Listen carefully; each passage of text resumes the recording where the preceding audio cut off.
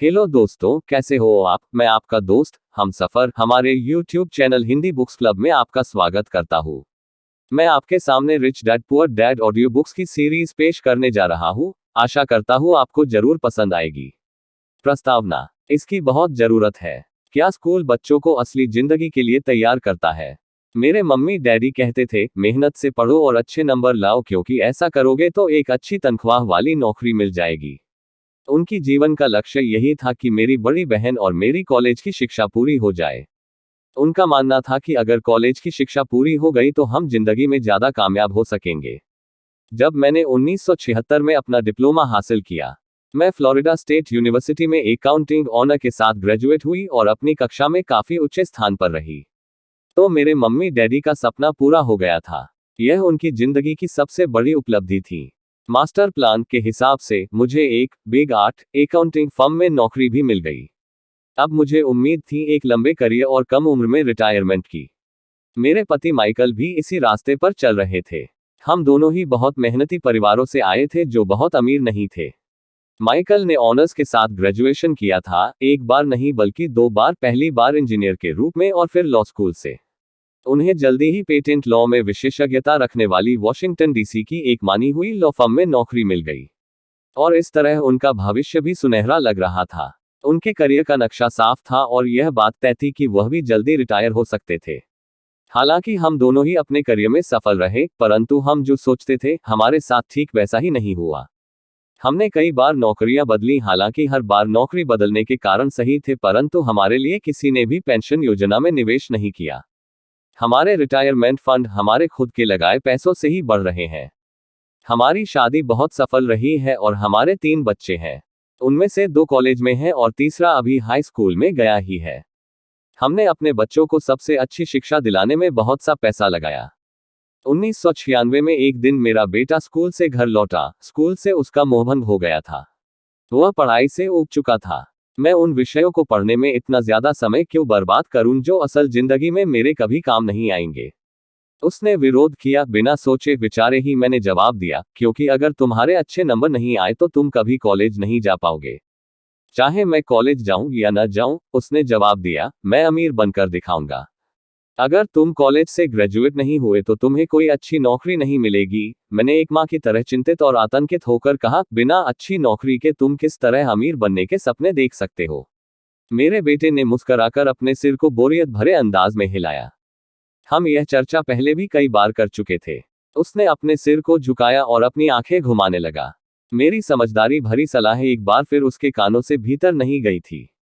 हालांकि वह स्मार्ट और प्रबल इच्छाशक्ति वाला युवक था, परंतु वह नम्र और शालीन भी था। मम्मी, उसने बोलना शुरू किया और भाषण सुनने की बारी अब मेरी थी। समय के साथ चलिए, अपने चारों तरफ देखिए। सबसे अमीर लोग अपनी शिक्षा के कारण इतने अमीर नहीं बने हैं। माइकल जॉर्डन और मैडोना को देखिए। यहां तक कि बीच में ही हार्वर्ड छोड़ देने वाले बिल गेट्स ने माइक्रोसॉफ्ट कायम किया। आज वे अमेरिका के सबसे अमीर व्यक्ति हैं और अभी उनकी उम्र भी 30 से 40 के बीच ही है। और उस बेसबॉल पिचर के बारे में तो आपने सुना ही होगा, जो हर साल $40 लाख से ज्यादा कमाता है, जबकि उस पर दिमागी तौर पर कमजोर होने का लेबल लगा हुआ है। हम दोनों काफी समय तक चुप रहे। अब मुझे यह समझ में आने लगा था कि मैं अपने बच्चे को वही सलाह दे रही थी जो मेरे माता पिता ने मुझे दी थी। हमारे चारों तरफ की दुनिया बदल रही थी, परंतु हमारी सलाह नहीं बदली थी। अच्छी शिक्षा और अच्छे ग्रेड हासिल करना अब सफलता की गारंटी नहीं रह गए थे, और हमारे बच्चों के अलावा यह बात किसी की समझ में नहीं आई थी। मम्मी, उसने आगे कहा, मैं डैडी और आपकी तरह कड़ी मेहनत नहीं करना चाहता। आपको काफी पैसा मिलता है और हम एक शानदार मकान में रहते हैं जिसमें बहुत से कीमती सामान है। अगर मैं आपकी सलाह मानूंगा तो मेरा हाल भी आपकी ही तरह होगा। मुझे भी ज्यादा मेहनत करनी पड़ेगी ताकि मैं ज्यादा टैक्स भर सकूं और कर्ज में डूब जाऊं। वैसे भी आज की दुनिया में नौकरी की सुरक्षा बची नहीं है। मैं यह जानता हूं कि छोटे और सही आकार की फर्म कैसी होती है। मैं यह भी जानता हूं कि आज के दौर में कॉलेज के स्नातकों को कम तनख्वाह मिलती है, जबकि आपके जमाने में उन्हें ज्यादा तनख्वाह मिला करती थी। डॉक्टरों को देखिए, वे अब उतना पैसा नहीं कमाते जितना पहले कभी कमाया करते थे। मैं जानता हूं कि मैं रिटायरमेंट के लिए सामाजिक सुरक्षा या कंपनी पेंशन पर भरोसा नहीं कर सकता। अपने सवालों के मुझे नए जवाब चाहिए। वह सही था। उसे नए जवाब चाहिए थे और मुझे भी मेरे माता पिता की सलाह उन लोगों के लिए सही हो सकती थी जो 1945 के पहले पैदा हुए थे, पर यह उन लोगों के लिए विनाशकारी साबित हो सकती थी जिन्होंने तेजी से बदल रही दुनिया में जन्म लिया था। अब मैं अपने बच्चों से यह सीधी सी बात नहीं कह सकती थी, स्कूल जाओ, अच्छे ग्रेड हासिल करो और किसी सुरक्षित नौकरी की तलाश करो। मैं जानती थी कि मुझे अपने बच्चों की शिक्षा को सही दिशा देने के लिए नए तरीकों की खोज करनी होगी। एक माँ और एक अकाउंटेंट होने के नाते मैं इस बात से परेशान थी कि स्कूल में बच्चों को धन संबंधी शिक्षा या वित्तीय शिक्षा नहीं दी जाती। हाई स्कूल खत्म होने से पहले ही आज के युवाओं के पास अपना क्रेडिट कार्ड होता है। यह बात अलग है कि उन्होंने कभी धन संबंधी पाठ्यक्रम में भाग नहीं लिया होता है और उन्हें यह भी नहीं पता होता है कि इसे किस तरह निवेश किया जाता है। इस बात का ज्ञान तो दूर की बात है कि क्रेडिट कार्ड पर चक्रवृद्धि ब्याज की गणना किस तरह की जाती है। इसे आसान भाषा में कहें तो उन्हें धन संबंधी शिक्षा नहीं मिलती और यह ज्ञान भी नहीं होता कि पैसा किस तरह काम करता है। इस तरह वे उस दुनिया का सामना करने के लिए कभी तैयार नहीं हो पाते जो उनका इंतजार कर रही है। एक ऐसी दुनिया जिसमें बचत से ज्यादा खर्च को महत्व दिया जाता है। जब मेरा सबसे बड़ा बेटा कॉलेज के शुरुआती दिनों में अपने क्रेडिट कार्ड को लेकर कर्ज में डूब गया तो मैंने उसके क्रेडिट कार्ड को नष्ट करने में उसकी मदद की। साथ ही मैं ऐसी तरकीब भी खोजने लगी जिससे मेरे बच्चों में पैसे की समझ आ सके। पिछले साल एक दिन मेरे पति ने मुझे अपने ऑफिस से फोन किया, मेरे सामने एक सज्जन बैठे हैं और मुझे लगता है कि तुम उससे मिलना चाहोगी। उन्होंने कहा, उनका नाम रॉबर्ट कियोसाकी है। वे एक व्यवसाय और निवेशक हैं तथा वे एक शैक्षणिक उत्पाद का पेटेंट करवाना चाहते हैं। मुझे लगता है कि तुम इसी चीज की तलाश कर रही थी जिसकी मुझे तलाश थी। मेरे पति माइक रॉबर्ट कियोसाकी द्वारा बनाए जा रहे नए शैक्षणिक उत्पाद कैशफ्लो से इतने प्रभावित थे कि उन्होंने इसके परीक्षण में हमें बुलवा लिया। यह एक शैक्षणिक खेल था, इसलिए मैंने स्थानीय विश्वविद्यालय में पढ़ रही अपनी 19 वर्षीय बेटी से भी पूछा कि क्या वह मेरे साथ चलेगी और वह तैयार हो गई। इस खेल में हम लगभग 15 लोग थे जो 3 समूहों में विभाजित थे। माइक सही थे, मैं इसी तरह के शैक्षणिक उत्पाद की खोज कर रही थी। यह किसी रंगीन मोनोपोली बोर्ड की तरह लग रहा था जिसके बीच में एक बड़ा सा चूहा था। परंतु मोनोपोली से यह इस तरह अलग था कि इसमें 2 रास्ते थे, एक अंदर और दूसरा बाहर। खेल का लक्ष्य था अंदर वाले रास्ते से बाहर निकलना जिसे रॉबर्ट चूहा दौड़ कहते थे और बाहरी रास्ते पर पहुंचना या तेज रास्ते पर जाना। रॉबर्ट के मुताबिक तेज रास्ता हमें यह बताता है कि असल जिंदगी में अमीर लोग किस तरह पैसे का खेल खेलते हैं। रॉबर्ट ने हमें चूहा दौड़ के बारे में बताया। अगर आप किसी भी औसत रूप से शिक्षित, कड़ी मेहनत करने वाले आदमी की जिंदगी को देखें तो उसमें आपको एक सा ही सफर दिखेगा। बच्चा पैदा होता है, स्कूल जाता है, माता पिता खुश हो जाते हैं क्योंकि बच्चे को स्कूल में अच्छे नंबर मिलते हैं और उसका दाखिला कॉलेज में हो जाता है। बच्चा स्नातक हो जाता है और फिर योजना के अनुसार काम करता है। वह किसी आसान, सुरक्षित नौकरी या करियर की तलाश करता है। बच्चे को ऐसा ही काम मिल जाता है। शायद वह डॉक्टर या वकील बन जाता है, या वह सेना में भर्ती हो जाता है, या फिर वह सरकारी नौकरी करने लगता है। बच्चा पैसा कमाने लगता है, उसके पास थोक में क्रेडिट कार्ड आने लगते हैं और अगर अब तक उसने खरीदारी करना शुरू नहीं किया है तो अब जमकर खरीदारी शुरू हो जाती है।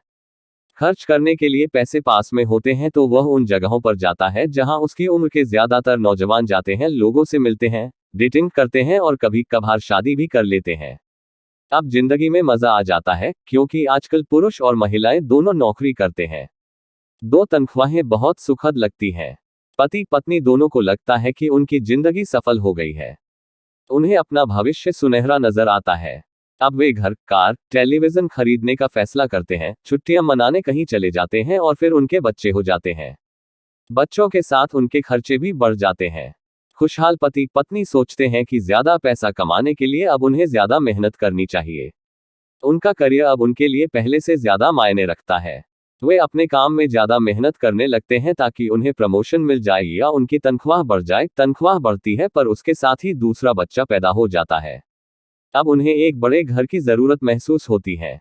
वे नौकरी में और भी ज्यादा मेहनत करते हैं, बेहतर कर्मचारी बन जाते हैं और ज्यादा मन लगाकर काम करने लगते हैं।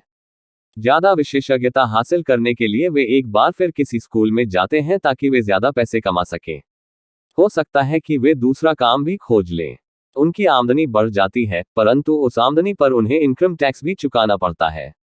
यही नहीं, उन्होंने जो बड़ा घर खरीदा है उस पर भी टैक्स देना होता है। इसके अलावा उन्हें सामाजिक सुरक्षा का टैक्स तो चुकाना ही है। इसी तरह बहुत से टैक्स चुकाते चुकाते उनकी तनख्वाह चुक जाती है।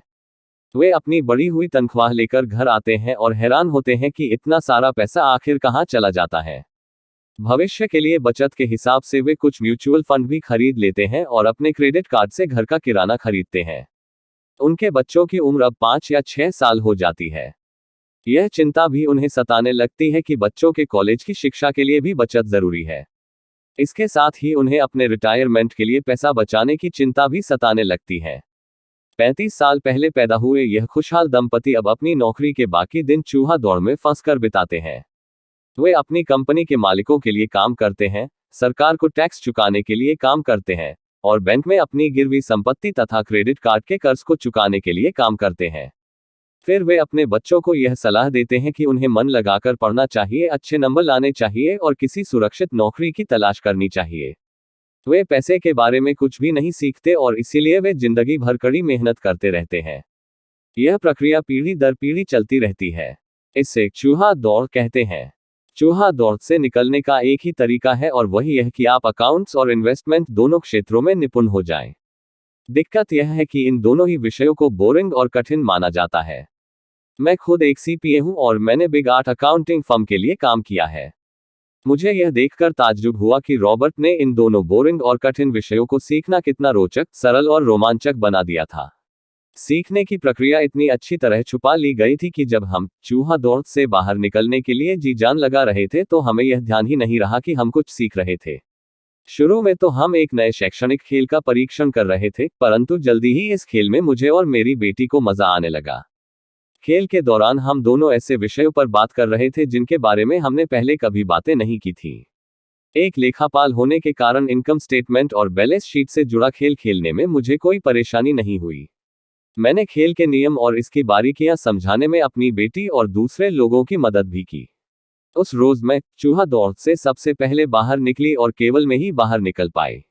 बाहर निकलने में मुझे 50 मिनट का समय लगा, हालांकि खेल लगभग 3 घंटे तक चला।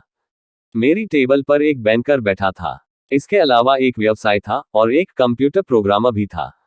मुझे यह देखकर बहुत हैरत हुई कि इन लोगों को अकाउंटिंग या इन्वेस्टमेंट के बारे में कितनी कम जानकारी है, जबकि ये विषय उनकी जिंदगी में कितनी ज्यादा अहमियत रखते हैं।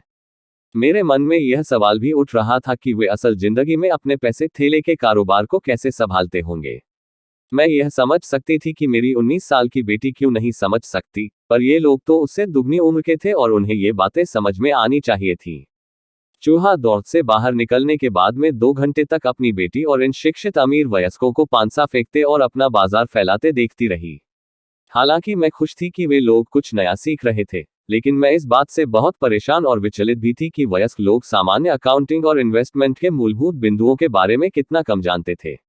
उन्हें अपने इनकम स्टेटमेंट और अपनी बैलेंस शीट के आपसी संबंध को समझने में ही बहुत समय लगा। अपनी संपत्ति खरीदते और बेचते समय उन्हें ध्यान ही नहीं रहा कि हर सौदे से उनकी महीने की आमदनी पर असर पड़ रहा है। मैंने सोचा, असल जिंदगी में ऐसे करोड़ों लोग होंगे जो पैसे के लिए सिर्फ इसलिए परेशान हो रहे हैं क्योंकि उन्होंने ये दोनों विषय कभी नहीं पढ़े। मैंने मन में सोचा, भगवान का शुक्र है कि हमें मजा आ रहा है और हमारा लक्ष्य खेल में जीतना है। जब खेल खत्म हो गया तो रॉबर्ट ने हमें 15 मिनट तक कैश फ्लो पर चर्चा करने और इसकी समीक्षा करने के लिए कहा। मेरी टेबल पर बैठा व्यवसायी खुश नहीं था। उसे खेल पसंद नहीं आया था। मुझे यह सब जानने की कोई जरूरत नहीं है, उसने जोर से कहा। मेरे पास इन सब के लिए अकाउंटेंट, बैंकर और वकील है जिन्हें यह सब मालूम है। रॉबर्ट का जवाब था, क्या आपने गौर किया है कि ऐसे बहुत से अकाउंटेंट हैं जो अमीर नहीं है? और यही हाल बैंकर्स, वकीलों, स्टॉक ब्रोकर्स और रियल एस्टेट ब्रोकर्स का भी है। वे बहुत कुछ जानते हैं और प्राय वे लोग स्मार्ट होते हैं, परंतु उनमें से ज्यादातर अमीर नहीं होते। चूंकि हमारे स्कूल हमें वह सब नहीं सिखाते जो अमीर लोग जानते हैं, इसलिए हम इन लोगों से सलाह लेते हैं। परंतु एक दिन जब आप किसी हाईवे पर कार से जाते हैं, आप ट्रैफिक जाम में फंस जाते हैं। आप बाहर निकलने के लिए छटपटाते हैं। जब आप अपनी दाईं तरफ देखते हैं तो वहां आप देखते हैं कि आपका अकाउंटेंट भी उसी ट्रैफिक जाम में फंसा हुआ है। फिर आप अपनी बाईं तरफ देखते हैं और आपको वहां अपना बैंकर भी उसी हाल में नजर आता है। इससे आपको हालात का अंदाजा हो जाएगा। कंप्यूटर प्रोग्रामर भी इस खेल से प्रभावित नहीं हुआ था। यह सीखने के लिए मैं सॉफ्टवेयर खरीद सकता हूं। बैंकर जरूर प्रभावित हुआ था। मैंने स्कूल में अकाउंटिंग सीखी थी, परंतु मैं अब तक यह नहीं समझ पाया था कि इसे असल जिंदगी में किस तरह काम में लाया जाए। अब मैं समझ गया हूँ। मुझे चूहा दौड़ से बाहर निकलने के लिए खुद को तैयार करने की जरूरत है। परंतु मेरी पुत्री के विचारों से मैं सबसे ज्यादा रोमांचित हुई। उसने कहा, मुझे सीखने में बड़ा मजा आया। मैंने इस बारे में बहुत कुछ सीखा कि पैसा असली में किस तरह काम करता है और इसका निवेश किस तरह करना चाहिए। फिर उसने आगे कहा, अब मैं जानती हूँ कि मैं अपने काम करने के लिए किस तरह का व्यवसाय चुनूं। और यह व्यवसाय चुनने का कारण नौकरी की सुरक्षा, उससे मिलने वाले फायदा या तनख्वाह नहीं होंगे। अगर मैं इस खेल में सिखाई जाने वाली बातें सीख जाती हूँ तो मैं कुछ भी करने के लिए आजाद हूँ और वह सीखने के लिए आजाद हूँ जो मैं दिल से सीखना चाहती हूँ। अभी तक मुझे उस चीज को सीखना पड़ता था जिससे मुझे नौकरी पाने में मदद मिले। अगर मैं यह खेल सीख जाती हूँ तो मुझे नौकरी की सुरक्षा और सामाजिक सुरक्षा की ज्यादा चिंता नहीं होगी, जैसी कि मेरी बहुत सी सहेलियों को होती है। खेल खत्म होने के बाद मुझे रॉबर्ट से बात करने के लिए ज्यादा समय नहीं मिला। हमने उनकी योजना पर आगे बातें करने के लिए बाद में मिलने का फैसला किया। इतना तो मैं जानती थी कि इस खेल के बहाने रॉबर्ट यह चाहते थे कि लोगों में पैसे की बेहतर समझ विकसित हो जाए। यही कारण था कि मैं उनकी योजनाओं के बारे में ज्यादा जानने के लिए उत्सुक थी।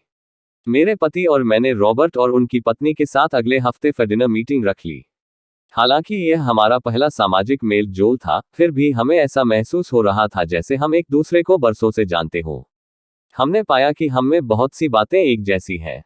हमने बहुत से विषयों पर बातें की, खेलों, नाटकों, रेस्तराओं और सामाजिक आर्थिक विषयों पर हमने बदलती हुई दुनिया के बारे में भी बातें की।